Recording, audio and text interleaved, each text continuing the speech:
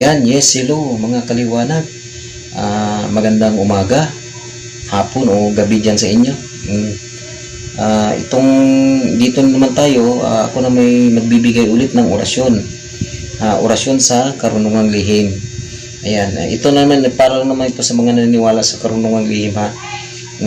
Itong ibabahagi ko ngayon tungkol sa orasyon sa lakas. Ibig sabihin, kung ikaw ay nanghina na dahil sa pagod, lalo na yung mainit ang panahon, ito ay magandang gamitin, lalo na sa mga doon sa mga bukid-bukid o yun sa mga basta yun sa mga mainit pa na saka yung medyo nakakapagod yung trabaho, yung mga nagbubuhat.